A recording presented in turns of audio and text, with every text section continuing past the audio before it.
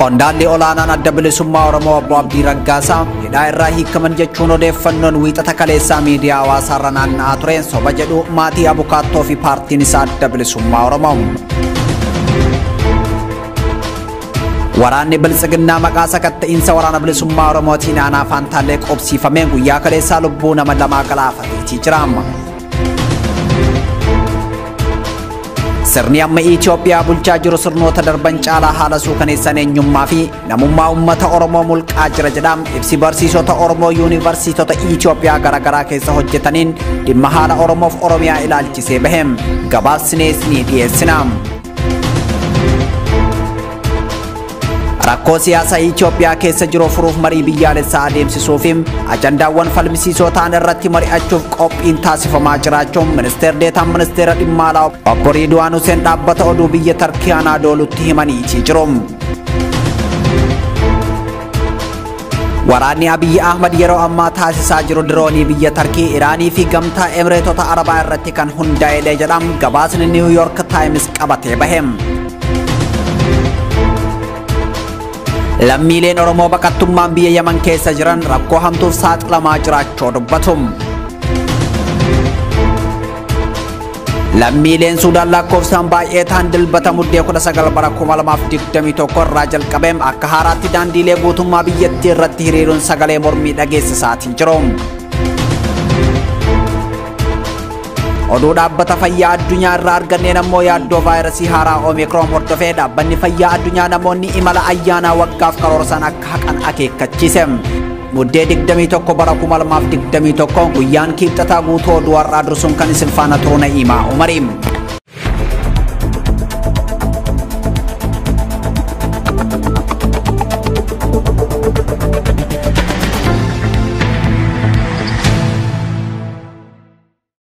Ashama akkam jirtu kabajamtoota daawwattoota Oromiyaa Miidiyaa Neetwoork amma dabaree oduu idilee rageenya jira. Oduu idilee irraatan isinitti himtu Na'iimaa Umarii. Oduu keenya jalqabaatiin qondaalli olaanaan adda bilisummaa Oromoo obbo Abdii Raggaasaa hidhaa irraa hiikaman jechuun odeeffannoon wiixata kaleessaa miidiyaalee hawaasummaa irra naanna'aa ture sobaa jiru. Maatii abukaattoo fi paartiin isaanii ABO'n wiixata kaleessaa muddee 20 bara 2021 obbo Abdii Raggaasaa bakka waahillan qabsoo isaanii waliin itti hidhamanii turan keessaa poolisiin fudhatamanii gara waajjira muummee komishinii poolisii Oromiyaa Finfinnee naannoo Caffee Araaraatti argamu erga geeffamanii booda galgala ammoo gara waajjira poolisii magaalaa Galaanitti geeffamuun kophaatti baafamanii hidhamuu isaanii Oromiyaa Miidiyaa Neetwoork qulqulleeffatee jira. Dhimma kanarratti Siraaj Sabaaf waan qindeesse qaba. Qondaalli olaanaan adda bilisummaa Oromoo obbo Abdii Raggaasaa hidhaa irraa hiikaman jechuun odeeffannoo wiixata kaleessaa miidiyaa hawaasummaarra naanna'aa ture soba jedhu maatiin abukaattoo fi paartiin isaanii adda bilisummaa Oromoo. Wiixata kaleessaa muddee 20 bara 2021 obbo Abdii Raggaasaan bakka waahillan qabsoo isaanii waliin itti hidhamanii turan keessaa poolisiin fudhatamanii gara waajjira muummee komishinii poolisii Oromiyaa Finfinnee naannoo Caffee Araaraatti argamu. Erga geeffamanii booda galgala ammoo gara waajjira poolisii magaalaa Galaanitti geeffamuun kophatti baafamanii hidhamuu isaanii maddeen irraa Oromiyaa Miidiyaa Neetwoork qulqulleeffateetii jira. Abukaattoon isaanii obbo Tulii Baay'isaa fi gaafatamaan sabquunnamtii ABO obbo Lammii Gammachoom obbo Abdii Raggaasaa bakka itti hidhaman magaalaa Galaanii baafamanii booda achitti deebifamuu malee hidhaa irraa gadi hin dhiifamne jechuun BBCtti himaniitii jiru. Dhimma kana irratti maatii keessaa namni Oromiyaa Miidiyaa Neetwoork dubbise akka jedhutti kaleessa muddee 20 bara 2021 ganamam toora sa'a 3tti poolisiin obbo Abdii Raggaasaa mana hidhaa Galaanii baasuun konkolaataan gara Finfinnee fudhataa jiraachuu dhageennan faana buunee eessa akka geessan hubachuuf garasitti imalle jedha. Qondaala guddaa adda bilisummaa Oromoo kan ta'an obbo Abdii Raggaasaa erga gara Finfinnee fudhatamanii boodaan waajjira muummee komishinii poolisii Oromiyaa kan Finfinnee Caffee Araaraa jiru geeffamuu kan himu maddi Oromiyaa Miidiyaa Neetwoork dubbise kun yeroo nuti achi geennu konkolaataan fuudhanii mooraa keessaa bahan jechuun dubbata. Erga waajjira muummee komishinii poolisii Oromiyaa keessaa fuudhanii bahaniin boodaan bakka geessan wallaalee rakkataa turrem garuu galgala gara sa'aatii tokkotti akka lakkoofsa Itoophiyaatti waajjira bulchiinsa magaalaa Galaanitti deebifamuu isaanii dhageenye jedha maatii keessaa namni Oromiyaa miidiyaa neetwork dubbise. Yeroo isaan achi gaan sa'aatii waajjirri cufamu waan ta'eef shakkamaa kamuu gaafachuun akka hin danda'amne poolisootaan itti himamuu fi sadarkaa oduutti obbo Abdiin waajjira poolisii seensifamuun kophatti hidhamuu akka dhagaan OMN itti himaniiti jiru. Kanaan ala guyyaa kaleessaa miidiyaa hawaasummaa irratti qondaalli adda bilisummaa Oromoo obbo Abdii Raggaasaa gadi dhiifame jechuun namoonni baay'een barreessaatii turani. Odeeffannoon obbo Abdii Raggaasaa hidhaa irraa gadi dhiifaman jedhamuun barreeffamaa ture dhara ta'uu miseensa maatii abukaattoo isaanii obbo Tulii Baay'isaa fi gaafatamaan sabquunnamtii ABO obbo Lammii Gammachuu mirkaneessaniiti jiru. Obbo Abdii Raggaasaa baatii waxabajjii darbe keessa manni murtii bilisa jechuun akkuma mana hidhaatii gadi bahaniin qaamolee nageenyaatiin balbalarraa butamanii achi buuteen isaanii kan dhabame yoo ta'u maatiinis ta'e abukaattoon isaanii akka hin arginne dubbatu. Garuu maatiin sadarkaa dhaamsaa fi odeeffannootiin mana hidhaa bulchiinsa magaalaa Galaan keessatti qondaalota adda bilisummaa Oromoo kanneen akka Lammii Beenyam, Daawit Abdataa, Kenneesaa Ayyaanaa, Mikaa'el Booranii, Battee Urgeessaa fa'aa wajjin hidhamuu isaanii quba qabaachuu dubbatu.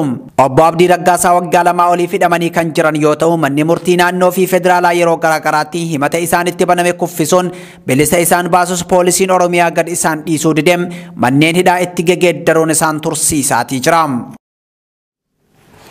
Oduu keenya itti aanuun waraanni biltsiginnaa maqaa sakatta'insa waraana bilisummaa Oromootiin aanaa Fantaallee keessa qubsiifame guyyaa kaleessaa lubbuu nama lama galaafachuun nama tokko madeessee jira.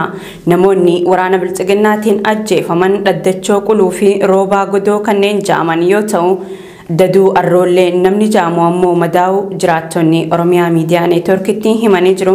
Gabaasa dabalataa Muhammad Fantaalleetu dhiyeessa. Waraanni biltsiginnaa maqaa sakatta'insa waraana bilisummaa Oromootiin aanaa Fantaallee keessa qubsiifame guyyaa kaleessaa lubbuu nama lamaa galaafachuun nama tokko immoo madeesse. Humni addaa poolisii Oromiyaa fi raayyaan ittisa biltsiginnaa aanicha keessa baay'inaan qubsiifame duula barbaacha ABO shanee jedhamuun gandoota aanaa Fantaallee keessa bobbaafamuun bakka iddoo luqqoo jedhamutti dhalattoota karrayyuu lama rasaasan ajjeesuu jiraattonni Oromiyaa miidiyaa neetworkitti himan. Namoonni waraana biltsiginnaatiin ajjeefaman Dhaddachoo Quluu Burruxee, Roobaa Godoo Roobaa kanneen jedhaman yoo ta'u Daduu Arroollee Daduu namni jedhamu ammoo madaa'eera. Erga ajjeechan suukanneessan waraana biltsiginnaatiin abbootii gadaa karrayyuu tuuta gadaa michillee irratti raawwatame booda waraanni biltsiginnaa waraana bilisummaa Oromootiin keessa jira jechuun hawaasa nagaa gooluu fi qeerraa buqqisuu cimsee itti fufee jira. Jiraattonni qe'ee isaanirraa buqqanii jiru. Gandoota haroo qarsaam dheebitiin haroo hubaa jedhaman keessaa jiraattonni erga buqqanii torban lama dabranii jiraachuun Oromiyaa miidiyaa neetwork jiraattota irraa odeeffateera. Aanaa Fantaallee ganda ilaala jedhamu keessatti kaampii waraanaa ijaaruun waraanni humnaa ol achi qubsiifamee hawaasa sochii dhorkaa jira jedhuun jiraattonni aanichaa odeessa achi jiru nuuf qoodan. Magaalaa Mataaraa keessatti namoota nagayaa adamsanii hidhuun akkaan hammaatee kan jiru yoo ta'u horsiisee bultoonni aanaa Fantaallee baadiyyaarraa gara magaalaa imalanii waa bitachuuf rakkatanii jiraachuu odeeffannoowwan OMN dhaqqabaa jiran ni mirkaneessu. Walumaa galatti ajjeechaa abbootii gadaa michillee booda waraana biltsiginnaa naannicha qubsiifameen nagayaaf tasgabbiin aanaa Fantaallee keessaa badee jira jedhu jiraattonni aanichaa OMN dubbise. Sirni amma Itoophiyaa bulchaa jiru sirnoota dabran caalaa haala suukanneessaan eenyummaa fi namummaa uummata Oromoo mulqaa jiraa jira. Ibsi barsiisota Oromoo yuunivarsiitota Itoophiyaa garaagaraa keessa hojjetaniin dhimma haala yeroo Oromoo fi Oromiyaa ilaalchisee bahe. Barsiistonni Oromoo dhaabbilee barnoota olaanoo Itoophiyaa keessa hojjetan teessuma muddee 14 bara 2021 magaalaa Finfinnee keessatti ta'aniin Oromiyaan giddugala siyaastii nagdee fi hawaasummaa Itoophiyaa waan taateef Itoophiyaan nagaa fi tasgabbii argachuuf Oromiyaan tasgabbii argachuu qabdii ja'ani. Nagaa tasgabbii misoomaa fi kabajni Oromiyaa fi Oromummaa nagaa tasgabbii misoomaa fi kabaja Itoophiyaa fi Itoophiyummaa akka ta'e hubachiifnaa kan jiru ibsi barsiisotaa kun gareen fiinxaalessa Amaaraa Oromoo fi Oromiyaan dhukkuba sombaa biyya kanaati jechuun ajjeechaa saamichaa fi buqqa'insa uummata Oromoo irratti raawwataa jira. diigamuu fi kufaatiin Oromiyaa diigamuu fi kufaatii biyyaatii jennee amannaa kan jedhan barsiisonni Oromoo dhaabbilee barnootaa olaanoo Itoophiyaa keessa hojjetan tasgabbii fi tokkummaa biyyaa eeguuf caasaa faannoo kan gochoota farra namoomaa raawwatan to'achuun dhimma dursa kennamuuf ta'uu akka qabu ibsichaan hubachiise. Barsiisonni kun ajjeechaan Oromiyaa bakkeewwan garaagaraa kanneen akka Giddaa Ayyaanaa, Kiiramuu, Aamuruu, Karrayyuu, Aanaa, Noonnoo fi Jibaat keessatti adeemsifamaa ture qaama walabaan qoratamuu qaba jechuun gaafatanii jiru. Gabaasaan kan Siraaj Sabaaf ture. Rakkoo siyaasaa Itoophiyaa keessa jiru furuuf marii biyyoolessaa adeemsisuu fi ajandaawwan falmisiisoo ta'an irratti mari'achuuf qophiin taasifamaa jira jechuun ministeera deetaan ministeera dhimma alaa obbo Ridwaan Hussein dhaabbata oduu biyya Turkii Anadoluu jedhamutti hime. Gama biraatiin dubbi himaan TPLF Geetaachoo Raddaa turtii BBC Focus on Africa wajjin taasiseen biyyoonni akka gamtaa Imireetota Arabaa, Turkii fi Iraan diroonii bulchiinsa Abiy Ahmadiif dhiyeessuun waraana Itoophiyaa keessatti hirmaatanii jiru jedhee jira. Guutuu gabaasichaa Siraaj Sabaaftu qindeesse.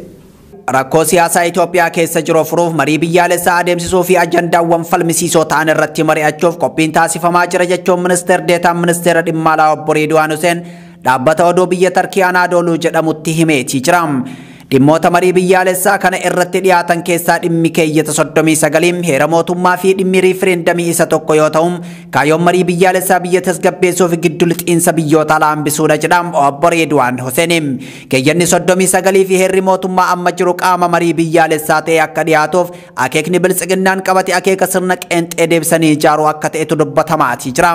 Mariin biyyoolessaa biltsiginnaan nan geggeessa jedhus marii walabaa qaama mara abbummaan hirmaachisuu rakkoo biyyattiitti xumura gochuuf dandeessisu osoo hin taanem kan itti fakkeessaa murni aangorra jiru tottolfataa jiruudha kanneen jedhanis jiru. Obbo Ridwaan marii biyyoolessaa hunda hirmaachisa jedhan kanaan TPLF kan mootummaa isaaniitiin lolaa jiruun hammata jedhee dubbachuun natti ulfaata kan jedhan yoo ta'u akka sababaatti kan isaan dhiyeessan TPLF paarlaamaa bulchiinsa isaaniitiin shororkeessummaan farrajamuu ibsaniitii jiru.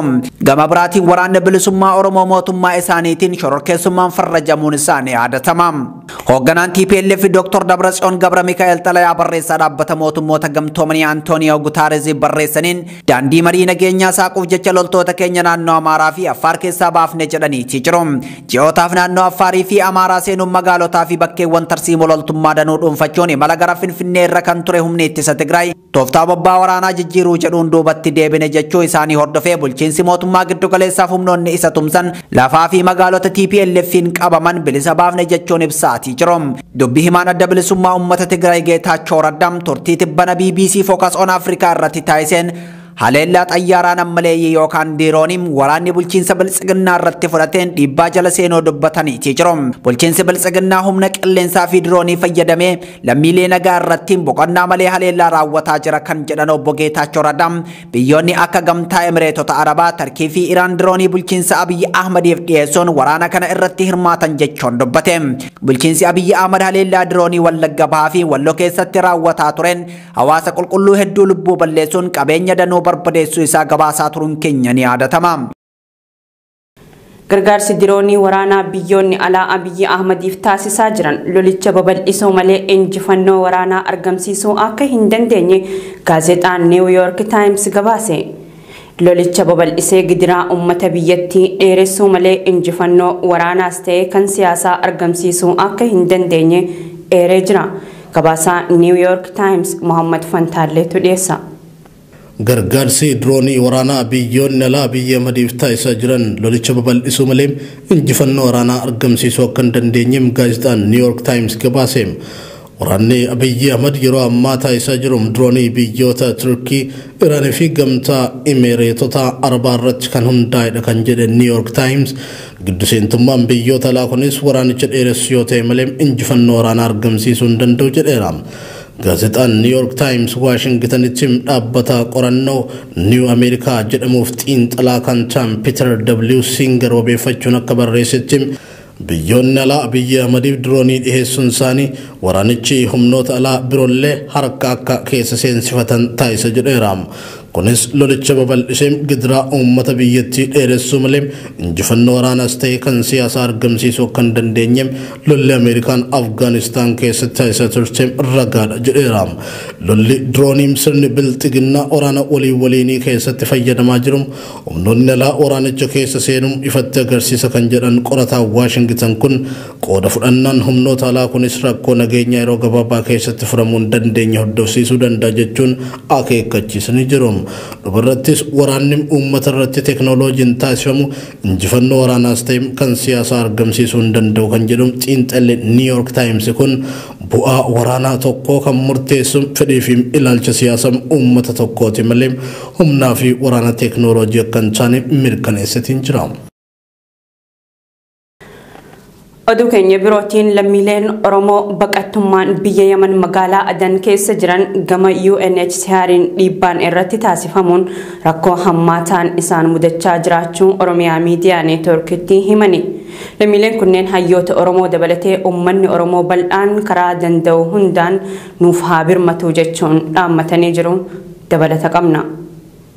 Lammiileen Oromoo baqattummaan biyya Yaman magaalaa Adan keessa jiran gama UNHCR'n dhiibbaan irratti taasifamuun rakkoon hammaataan isaan mudachaa jiraachuu himani. Baqattoonni kunneen ajjeechaa suukanneessaa Bitooteessa 7 bara 2021 magaalaa Sana'aa mana hidhaa Jawaazaat jedhamu keessatti hidhattoonni Huutii boombii darbachuun baqattoota 450 ol fixuun wal qabatee hiriira balaaleffannaatiif waajjira UNHCR magaalaa Sana'aa jiru dura ji'a tokkoof erga turanii booda waraanaan humnaan gara magaalaa Adan kan geeffamanidha. Ji'a 8 oliif magaalaa Adan qarqara galaanaa fi iddoowwan garaagaraa kan turan yoo ta'u turtii kana keessatti irra hedduun isaanii maatiin gargar bahanii jiraachuu himani. Kanarraan ammoo waajjirri UNHCR gaaffiin baqattummaa keessan kufaadha jechuun waraqaa baqattummaa kennuu fi diduun haala yaaddessaa keessa akka jiranii fi sababa kanaan namoonni hedduun rakkoo dhibee xiinsammuuf saaxilamuu dubbatu. Baqattoota keessaa sana irraa buqaanii gara Adan dhufan irratti dhiibbaa garaagaraatu godhamaa jira. Innis maali jennaan tokkoffaa warroota malafni isaa sana irraa gara na dhufe malafa cufaadha jedhanii kan jiranii fi akkasumas malafni keessan kuftee isinitti kennamee achirraa jedhanii egaa kallattii adda addaatiin dhiibbaa irratti godhaa jiran. Kanarraa kan hafe uummanni keenya haalli bakka kana keessa yeroo ammaa inni jiru haala hedduu akkaan ulfaataati. Inni kunis maalirraa kan ka'e tokkoffaa dinagdee qabaatee of jijjiiruu yookaan immoo jiraachuu hin dandeenye. Lammaffaa immoo roorroo adda addaatiif uummanni keenya saaxilamaa jira jechuudha kan jiru kana keessatti. Namoonni dhibee xiinsammuutiif saaxilaman nama 6 ta'uu kan himu baqattoota kanneen gidduudhaa namni Oromiyaa Miidiyaa Neetwork dubbise kun inni tokko meeshaa qara qabuun morma isaa mure warri UNHCR ni wal'aanna jedhanii nu biraa fuudhani. Tokko ammoo namoonni fira isaa akka fuudhanii fi afran hafan haala rifaasisaa keessatti baqattoota kaawwanii wajjin jiru. Rakkoo kana hundaaf kan nu saaxile dhaabbata mirga dhala namaaf falmu UNHCR'dha kan jiru namni kun kanaaf ragaan keenya gaaffiiwwan mirgaa nuti ji'oota kanneeniif gaafannu nuuf deebisuu dhabuu fi kan sandaranii ammoo waraqaa baqattummaa keenya nu dhorkuudha jaa. Baatii kana hunda maatiidhaan gargar baanee maatiin keenya sanaa jiraata nuti bakka kana jirra jechuudha. Kanarraa kan ka'e namoonni hedduun hanqina xiinsammuutiin gara maraatuutti deemee jira. Namoota 6 kan maraatan as keessa tokko maraatee waa takka dubbachuus hin dandeenye biyya ofiillee himachuu hin dandeenye morma ofii mure fuunee waajjira UNHCR geessine waajjirri UNHCR fuudheeti yaala goonaaf jedhanii dabraniini isa san guutuu namoota 6 tokko immoo gara biyyaatti akka deebi'uuf jennee nama isaa itti barbaadne ammaaf namni isaa guyyaa muraasa nu biraa fudhatee jira. Ammallee namoonni sadarkaa san keessa jiran ilaa nama 4 gahantu jira jechuudha. Dhumarratti hayyoota Oromoo dabalatee uummanni Oromoo bal'aan karaa danda'uun nuuf haa birmatu jechuun dhaammatanii jiru baqattoonni kunneen. Yaaddoo vaayirasii haaraa Omikron hordofee dhaabbanni fayyaa addunyaa namoonni imala ayyaanaa waggaaf karoorsan akka haqan akeekkachiisee jira.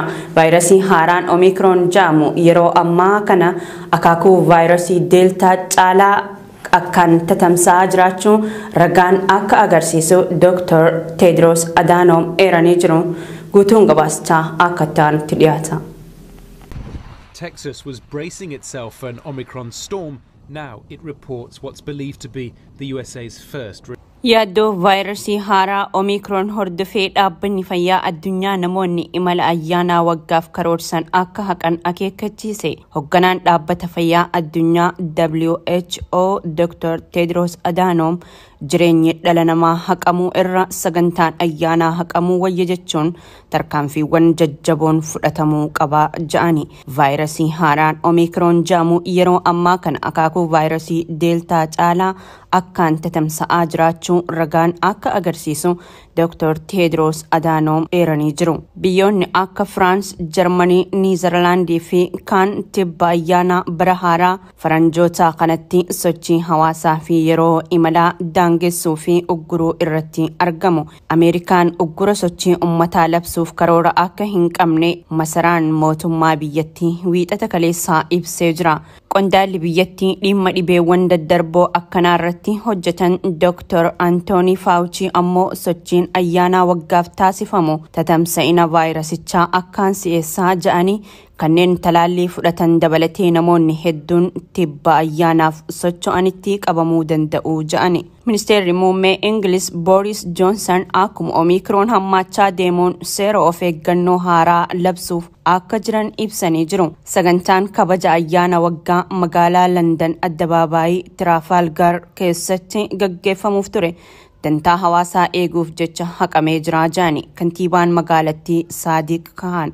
Sadaasa dabre Afrikaa kibbaatti kan mul'ate akaakuun vaayirasii Omicron akaakuuwwan vaayirasii keessaa isa hammaataadha jechuun dhaabbanni fayyaa addunyaa ramadee jira. Dr. Tedros Adhanom bara 2022 keessa yoo xiqqaate ummanni addunyaa keessaa 70% kan ta'u talaallii guutuu fudhachuu qabu jechuun dubbatanii jiru. Yeroo jalqabaaf bara 2019 vaayirasichi keessatti mul'achuun kan amanamu Chaayinaan ragaa quubsaa kennuun maddi dhibee kanaa akka baramuuf adda durummaan hojjechuu qabdis ja'anii jiru. BBC wabeeffanne. Oduu keenya xumuraatiin Suudaan keessatti hiriirri mormii cimee itti fufuu irratti argama. Lammiileen biyyattii lakkoofsaan baay'ee ta'an dilbata muddee 19 bara 2021 irraa jalqabee akka haaraatti daandiilee guutummaa biyyattii irratti hiriiruun sagalee mormii dhageessisaa jiru. Hiriirtonni hoggansi siyaasaa biyyattii guutumaan guututti siviilii ta'uu qabaa ja'anii gaafataa jiru. Dilbata dabree hiriirtonni gara masaraa pirezidaantii biyyattii magaalaa Kaartuumitti qajeelan ummanni jabaadha. Duubatti deebisuun hin danda'amu ja'anii sagalee ol kaasanii dhaaddataa turani. Hiriirtonni kunneen Jeneraalli Suudaan Alburhaan aangorraa akka bu'an gaafatanii. Fonqolchi mootummaa bifa kamiinuu gaggeeffamuu fudhatama hin qabu. Yoo Abdallaa Hamdok gara mootummaatti deebi'ellee warraaqsi keenya jaarmiyaaleen siviilii akka jiraatuu fi guutumatti bulchiinsi siviilii akka ta'uuf malee fedhii namoota dhuunfaatii fi mitii jechuun hiriirtota keessaa namni tokko Ajaans Firaans Pireesitti himee jira. Magaalaa guddittii biyyattii kan taate Kaartuum keessatti aangaa'onni eegumsa kan jabeessan yoo ta'u magaalaan lakkuu taate Omdurmaan keessatti ammoo gamoo mootummaatti waraanni akka hin seenneef ittisni tolfamee jira. Maddi oduu VOA fi BBCdha. Tolee kabajamtoota daawwattoota Oromiyaa Miidiyaa Neetwork oduun idilee galgala kanaaf qabanne isaan gaammaatti daawwachaa turtan kana fakkaata. Oduu isinitti himuun isin faanatan turte Anna'imaa Umarii gama ogummaa kaameeraa fi gulaalli suur-sagaatiin Tuujii Muhammad Nafaana ture. Gama kiyyaan nagaatti isiniin jechaa qophiilee OMN tanneen hafan hordofaa.